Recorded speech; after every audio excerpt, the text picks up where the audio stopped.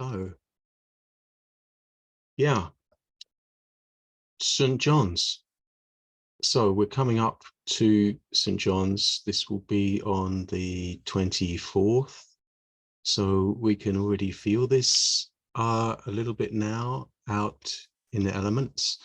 And that's why I have this lovely butterfly. Can you see the butterfly? There he is. Anyway, yeah, so a very lovely picture. So what I want to do is just pick up on this theme also, which comes from that Steiner gave back just after the burning of the first Goetheanum. And it's called the butterfly meditation. And this is something that, excuse the saw in the background. This is something that Judith von Haller has often spoken of, and that's where I originally got the heads up to this meditation. And it also goes back to a number of poems from Comte de Saint-Germain, and in its essence also reaches back to the prologue of John. In the beginning was the Word. So there's many precedents to this, and the relation to the burning of the first Goetheanum is that, of course, we know from Steiner his consternation at the kind of what he talks of as the passivity of the members as not having been able to hold that spiritual substance, and then the opposing powers come in, and this wonderful wooden building is then burnt to the ground on New Year's Eve 1922. So what we're looking at then is the great suffering of all these people that were connected to the whole anthroposophical impulse and to Rudolf Steiner himself. And then a number of people then came to Steiner and were asking, okay, we'd like to take that on board. How can we understand this? How can we raise ourselves in meditation to counteract this? And that's when Steiner then gave this beautiful butterfly meditation. And so we're going to just look at this now, and then I'm going to bring this in relation to Pentecost and to Johanni, to St. John's Tide, and we'll see where we go with it. So this is, I'm sharing here. This is a post that I did back in 2020, also for St. John's Tide. And so I'm just going to read you through this. And this is me putting together how this meditation unfolds. So from inner thinking, while we sit in meditation. And from inner thinking, we look at our thoughts. We look at the play of the thoughts inwardly in meditation. We're sitting, perhaps in this kind of Buddhist position, or however, Egyptian. And inwardly, this moth-like, I'm saying moth-like here because this is how in German it's described, der Falter meditation, and it gives this other sense of in this the moth, yeah, like, and I think it's translated as butterfly, and it has this more beautiful aspect as the butterfly, but in German it's actually the moth, and it gives this other sense of the inner darkness and how we can feel this more wider winged moth-like being. And the moth, as with all the associations that come with this, being attracted to the light until it will burn itself and die. So it's very lovely, this German moth aspect of this meditation, and not so much then a lot is lost when it's translated as the butterfly meditation. But even so, yeah, we've got two sides of this, perhaps again, like a Janus head.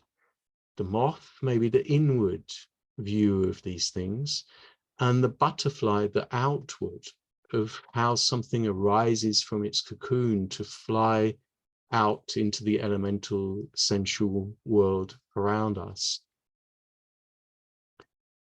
Okay, the next line. We send it forth up into the icy heights as our will directs it, fills it, and forms it.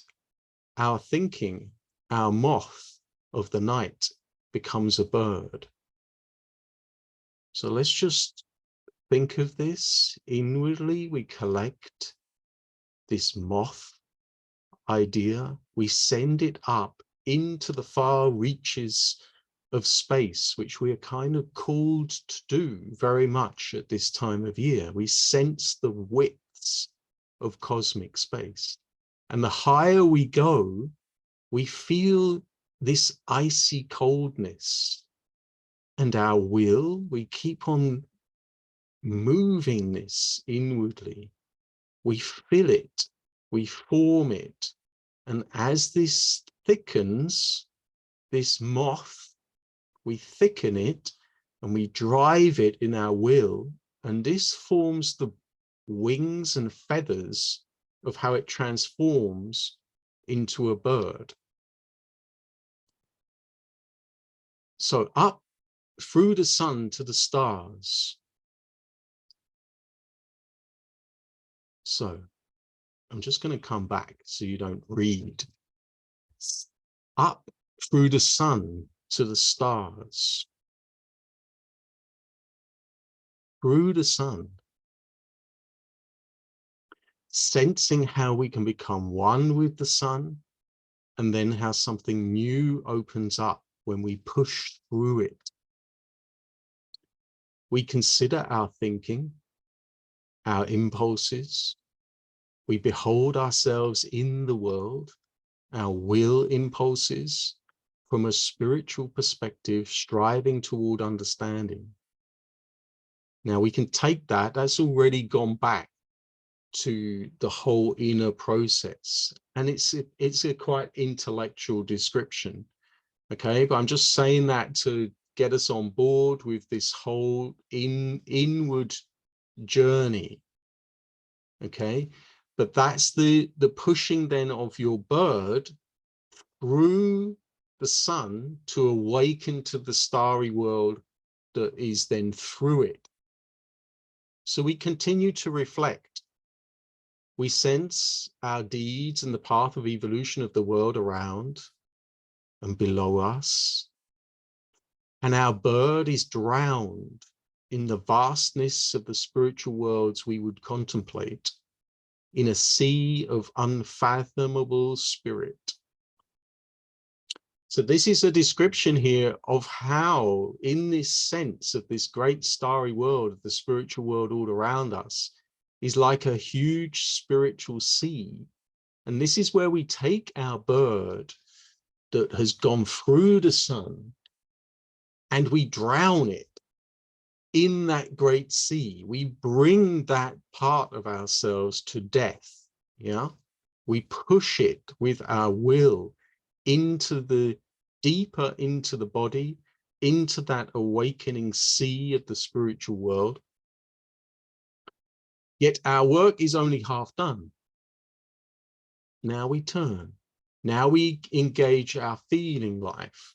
We drive our will and our imagination into our feelings, into our hearts. We create a fire with which to burn the bird, consuming all of these reflections. So you see what we've done here by building up the imagination of the moth to the bird, to flying it through the sun into the sea. We then use this inner activity of our feeling life, of our heart. We take this fire of this activity of what we're doing, and we burn that corpse of the drowned bird. And all of that feeling of the wetness, the corpse, we take this and we burn it intensely. And so finally, we taste then the ashes. Okay, so we've sensed this whole fire. What's left is these white ashes. And we stretch forth one finger to the former bird. We take the white ash, and with one dab on the tongue, we now taste. We taste thinking as spiritual light. So you can see all the things that we've done in all this. We now take another step back, and that tasting of everything we've done, and we really sense that, yeah, the tongue and that white ash, and how that taste goes through the body, through the blood, and we sense how this then lightens up in spiritual light. Newly found, we may now see what lives within our personal subjective thinking. We may see the will of our pre-earthly lives. We may see what we came here to do. So it's interesting to reflect also on this, which is, of course, from John. And just think of this, as I speak this, just think of how this whole meditation, and of course one has to go in and actually do it, but think about how at the same time underlying this, we have the whole process of the prologue in St. John. So in the beginning was the Word, and the Word was with God, and the Word was God. The same was in the beginning with God. All things were made by him, and without him was not anything made that was made. In him was life, and the life was the light of men. And the light shineth in darkness, and the darkness comprehended it not. There was a man sent from God whose name was John. The same came for a witness, to bear witness of the light, that all men through him might believe. He was not that light, but was sent to bear witness of that light. That was the true light, which lighteth every man that come into the world. Now you see, this whole prologue is underlying this wonderful meditation of the moth and the butterfly. So this witness is really all of us as John. This possibility of going through and finding that connection to the original creative word that will then light up as we become a witness to this whole process of death, imagination, and resurrection, to come away from, to rise from this earthly incarnation to a resurrection, to a new life of how the whole conditions of substance enable this awakening to see a completely new spiritual world around us.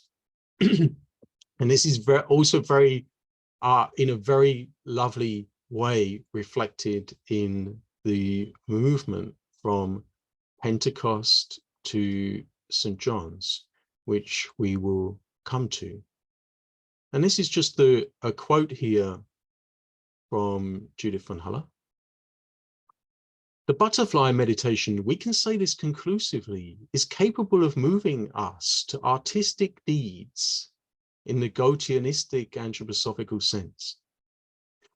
And this is indeed the only way we can put aside the tragedy of the painful abyss that the disciples first had to experience on Ascension Day, to be reconciled to the spirit of Pentecost instead. I believe that today it is a very important task, and it is becoming more and more important for the discerning man to accomplish such an abyss translation, to bridge the abyss between the spiritual and the sensual world, because until recently, until a few decades ago, humanity could only achieve this bridging in the mystery of the Eucharist. For in the Eucharist lies entirely poured into the material substance pure spirituality as the internalized will of the Most High. Now, that might have alienated people who are not so conversant with our anthroposophical and perhaps religious biblical understandings of these things.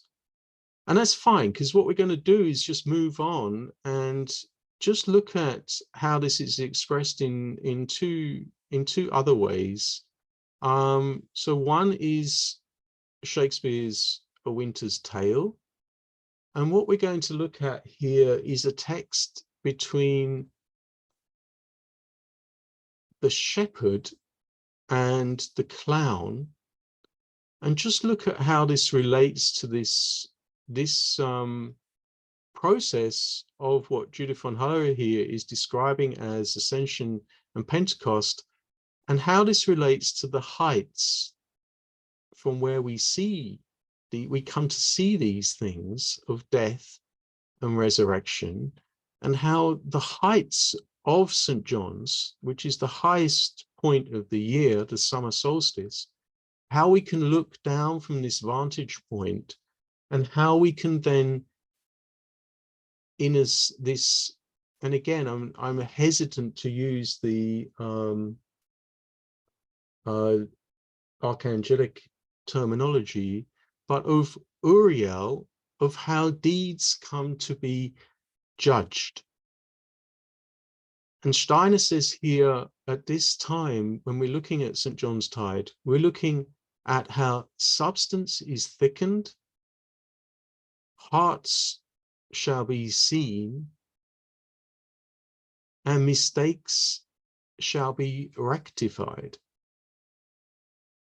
And this is a very nice way for something I think we can all perceive at this time of year. We can review our lives, our inner lives, and the deeds that we've done in this half year from the depths of winter, from Christmas, over to the heights of the cosmos, of this time, as we're in these heights. And it's this sense that we can feel this. We can feel this inwardly. We can sense this elemental world around us, the great power of the sun at this time of year. And we can draw this into our inner life and reflect on how we can feel at this time. Substance being thickened. And we can really taste this. We can look around us and feel how the colors start to thicken. And this gets ever deeper then through July and over into autumn. But at this time, this is when this process starts to thicken. And at the same time, we sense that our hearts, what really lives in our hearts, the real truth of what we're all about, our honesty, our authenticity of what's real, what's really, really real about us and what we do. So it's this great sense of coming back, this inner coming back to ourselves. And that's why it's interesting to look at, again, at Shakespeare's Winter's Tale, because an outer summer is an inner winter. And then we're looking at judgment. So with Uriel, when we're talking about Uriel, and we're talking about these social mysteries, we're looking at how our deeds with others, our karma, is then coming to a form of justice. We're seeing how we're related and how our karma has formed our lives with others. So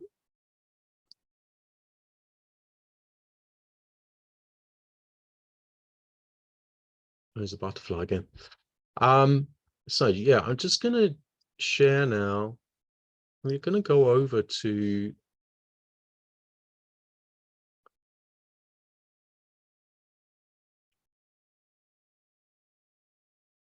so this is the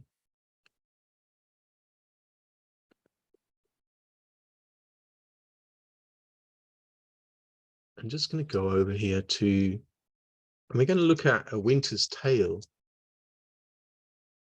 from Shakespeare. Yeah. So again, what I'm going to do is just talk through here. I've given a bit of an overview here of how these things are related.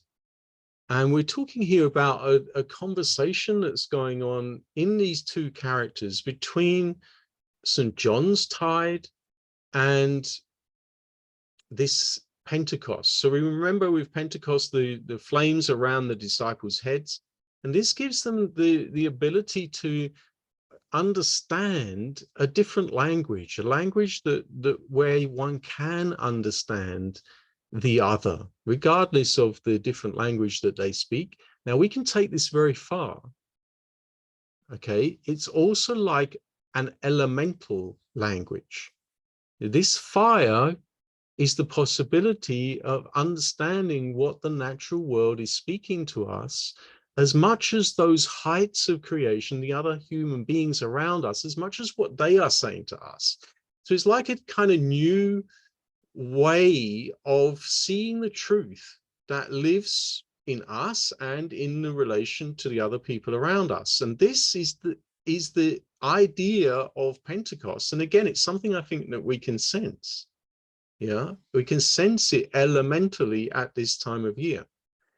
Now, this conversation then between what we're going to read here, between the clown and the old shepherd, is how that conversation, to find its justice, has to commune ever more deeply with the elemental world around us, as it is channeled, as it finds a channel through the human beings which are part of that movement of the seasons. So we've got here the old shepherd exchanges his story with the clown as much as St. John's is speaking to Pentecost. So the clown speaks, Hiloa, Iowa. The old shepherd speaks, what art so near? If thou'lt see a thing to talk on when thou art dead and rotten, come hither.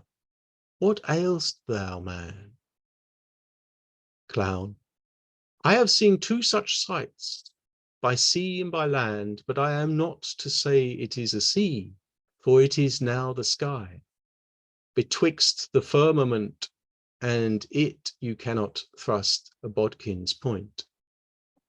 Old shepherd, why, boy, how is it? Clown, I would you did but see how it chafes, how it rages, how it takes up the shore, but that's not the point. Oh, the most piteous cry of the poor souls, sometimes to see 'em and not to see 'em. Now the ship boring the moon with her mainmast, and anon swallowed with yest and froth, as you'ld thrust a cork into a hogshead. And then for the land service, to see how the bear tore out his shoulder bone, how he cried to me for help and said his name was Antigonus, a nobleman. But to make an end of the ship, to see how the sea flap-dragoned it, but first how the poor souls roared, and the sea mocked them, and how the poor gentleman roared, and the bear mocked him, but roaring louder than the sea or weather. Old Shepherd. Name of mercy, when was this, boy? Clown. Now, I have not winked since I saw these sights. The men are not yet cold under water, nor the bear half dined on the gentleman. He's at it now. Old Shepherd. Would I had been by to have helped the old man. Clown.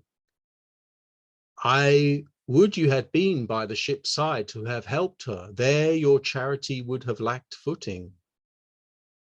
Old Shepherd. Heavy matters, heavy matters. But look here, boy, now bless thyself. Thou meetest with things dying, I with things newborn. Here's a sight for thee. Look thee, a bearing cloth for a squire's child. Look thee here, take up, boy, open it. So let's see. It was told me I should be rich by the fairies. There is some changeling. Open it. What's within, boy? Clown. You're a made old man if the sins of your youth are forgiven you. You're well to live. Gold, all gold. Old Shepherd. This is fairy gold, boy, and 'twill prove so. Up with it, keep it close. Home, home the next way. We are lucky, boy, and to be so still requires nothing but secrecy. Let my sheep go. Come, good boy, the next way home. Clown. Go you the next way with your findings. I'll go and see if the bear be gone from the gentleman and how much he hath eaten. They are never cursed but when they are hungry. If there be any of him left, I'll bury it. Old Shepherd. That's a good deed, if thou mayest discern by which is left of him what he is. Fetch me the sight of him. Clown. Marry will I, and you shall help to put him in the ground. Old Shepherd. 'Tis a lucky day, boy, and we'll do the good deeds on it. Now, that's quite perhaps heavy going to follow and to understand. But I think if you read it, if you reflect on it, and this is the card for it, this is the dream, the inner dream of high summer. Now, I'm just going to go through some of these quotes. Now, we see the clown is describing a kind of hell that he's seen. And again, at this time of year, we're looking at some of the struggles that we've experienced through the year, and some of those in their relation, as we inwardly speak, they take this form of a kind of hell, which the clown is relating to the old shepherd. The old shepherd says, name of mercy, when was this, boy? And the clown says, this is kind of what I've seen through the year. And the old shepherd says, heavy matters, how are we going to deal with this? That thou would be rich by the fairies, that things might become gold, all gold.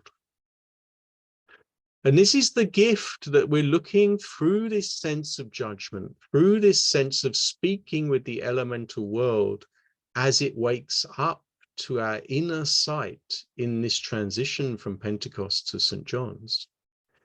This is where he says, we are lucky, boy, but to be so requires nothing but secrecy. Now, what is this secrecy? What is this secret world?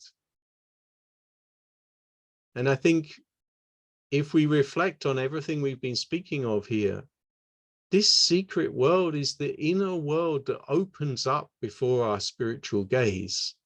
And this can come through the meditation that we spoke of at the beginning. or it can come from reflection just on the things that we're following here. And the old shepherd says, let my sheep go. Come, good boy, the next way home. And it's this sense of moving from these social mysteries of how we're linked to karma with other people, and how we make that bridge from that to an even deeper social karma between the elemental world and between the spiritual world that is around us.